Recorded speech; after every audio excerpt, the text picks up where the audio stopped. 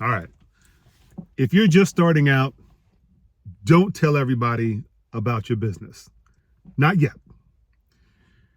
The reason is because they will judge you, whether it comes out as like pure criticism or a negative judgment, or it comes out as this kind of insulting, pandering judgment, right? You don't want any of that when you're starting a new business, or if you've started and you're still very new.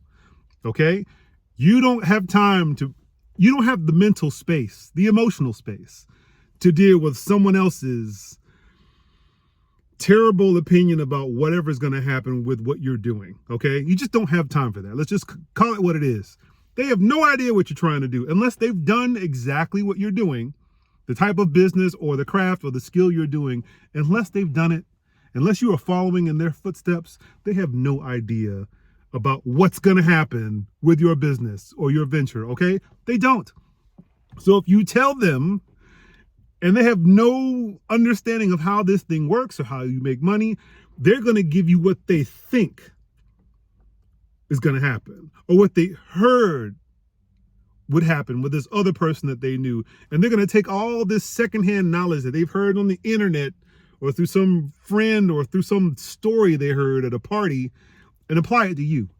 And that is complete garbage, right? It's not real data. It's this fictional stuff that may or may not happen to you. And you don't have time to try to answer something that's not even real data, okay? You have real data. You've done the work. You've done the research. You know how much things cost. You know how much you're going to charge. You have actual numbers to what you're doing. They don't. They just have feelings and emotions. You don't have time for that. So let me I give you an example. So I've said this before in an earlier video, way earlier. But your new business, your new venture is like a baby, like a newborn baby, okay? Just imagine this. I don't know if any of you are parents, but just imagine you come home, you have this baby. They don't really, if you've ever had a kid, they don't give you a lot of instructions. You have the kid and within 24 hours, you're out of there. I mean, if you're healthy, the kid's healthy, the wife is healthy, the mother is healthy, they kick you out. They just check to see if you have a car seat and then they're like, all right, goodbye. There's no instruction manual. No one comes home with you, right? It's just you and the internet and you just have to figure this thing out. And it's terrifying, right? So you get home, just imagine you have this newborn. You don't even know how to hold it, right? It's your first kid. Do you want to need anyone else? Just random people coming by and breathing on your kid? Do you want them holding your kid? You don't even know how to hold the kid yourself. Do you want them holding it? Do you want random strangers just coming through and just picking up your baby and just doing everything with it? Like, no, you would not trust them. You wouldn't even trust your own family members to come by and breathe all over your kid, especially the uncle that smokes or the other one that just wants to like kiss everybody. You don't want their germs all up on your baby's forehead. You get what I'm saying? This baby is too vulnerable and precious and fragile to have a whole bunch of people coming over and just handling them however they want, right?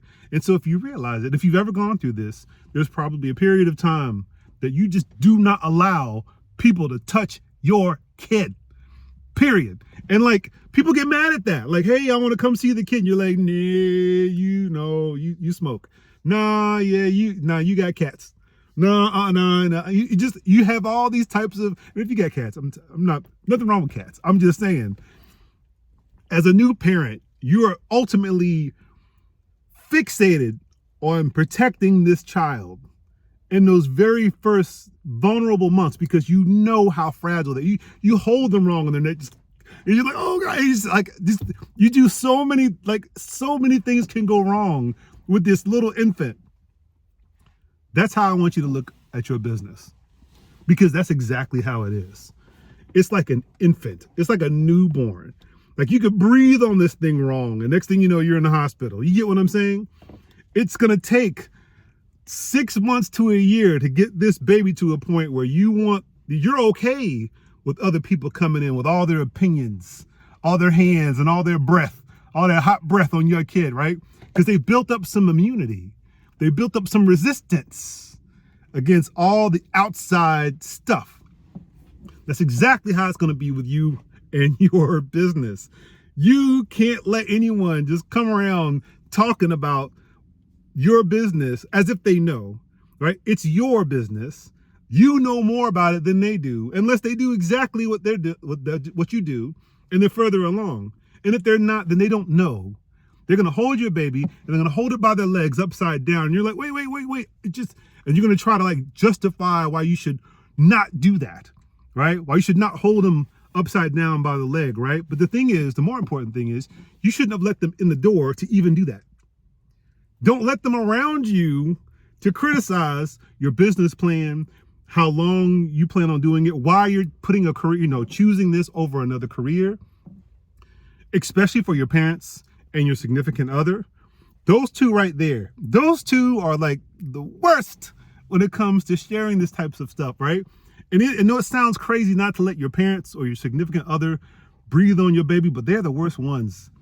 Sometimes they have the worst, most toxic breath for your newborn, because they're going to speak out of fear. Your parents and your significant other are going to speak out of fear. You know why?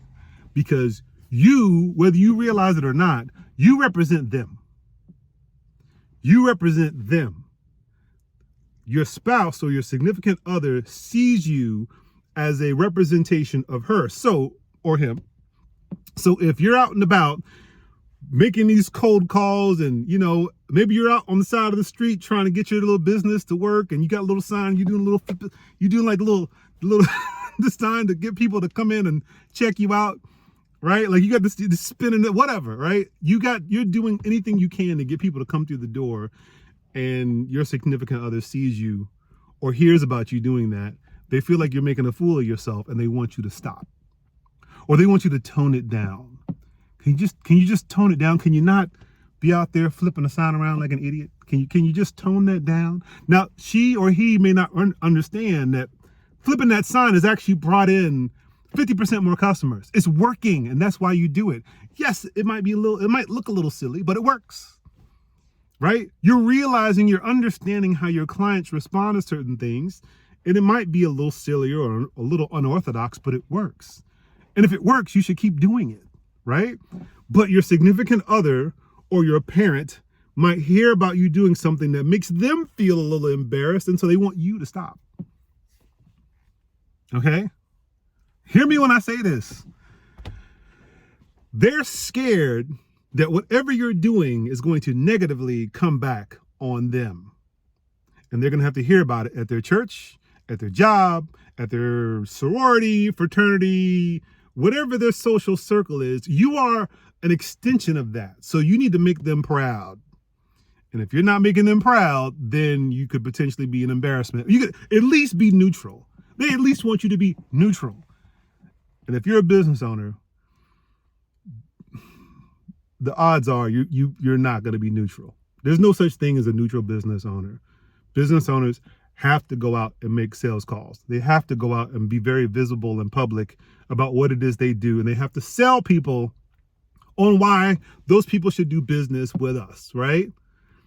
If you have someone that's sensitive to public opinion and sensitive to what, the court of public opinion and how people think about them, it's going to be really difficult because you can't tell them anything. So that's why I'm saying you keep your newborn baby business away from people for at least the first 6 months to a year, right? And I know we all want our family and our significant other to support us, but your baby needs to build up some resistance to where if they're handled or held just a little bit rough, the baby can deal with it, right? Because they've built up some resistance. The business is old enough to where people's opinions might still be hurtful, but it won't destroy. It won't kill your newborn. It won't kill your newborn business idea, okay? Get it up and running. Keep it protected. Close the doors for everybody. Because the truth is, and I love my mama and I love my mother-in-law, but they didn't see my son when he was first out of the hospital. It was some weeks before we were comfortable just bringing him everywhere, right? We're very, very, very sensitive to people like being around, and that's exactly how you have to be. Keep it secret. Well, not secret, but just keep it protected. Keep it to yourself. And if people want to get into your business and figure out how you're doing, and if you're making any money or having any customers, just tell them, hey, yeah, we're really excited about what's happening, and we're really looking forward to the future. Because that's how you'd feel about your kid. Your kid can't do anything when they're first born. They can't cut the grass. They can't give you any money. They can't do anything. They're helpless, right? So if something's just started, if something's at the beginning, why are there all these crazy expectations for your business to do something, right? It's not going to make money yet. It's going to take some time. So keep people away from your ideas and away from your business and away from the struggles with your business. Because don't even tell them your struggles. Because the same thing with parenthood. If you tell someone your struggles with parenthood, they're going to give you all a bunch of opinions that don't even apply, that just don't work for you, because they're not for you. That's what they did, not what you did. What they did is fine, but that's not you, okay? So protect your baby, protect your business idea. Just let it work for 6 months to a year before you start promoting it to friends and family. Promote it to strangers. Promote it to complete strangers over your friends and family, and especially over your parents and your significant other. If your significant other and your parents aren't fully on board, if they're kind of like, I don't know about, if they have any of that at all, if you sniff out any hesitation for support for your idea or your business, keep it to yourself and keep those conversations short, right? And vague, right? It's hard enough being a business owner to have, it's hard enough dealing with the doubt and the self-criticisms that come with being an entrepreneur and a business owner, to have to shoulder someone else's doubt and criticism. You don't have enough hands emotionally to carry all these people's doubts about what you're trying to do. So leave them out of it. Stay focused. And whoever you're riding with, whether that's a friend or a mentor or someone that really believes in you, talk to them when you have struggles. Tell them about your problems with your newborn business, not the other people who express hesitation, because that will kill your momentum, your confidence, and your business. All right? That's all I got for today. I'll come back on here randomly. I got kind of busy. But I'll be back eventually. Y'all take it easy. Bye.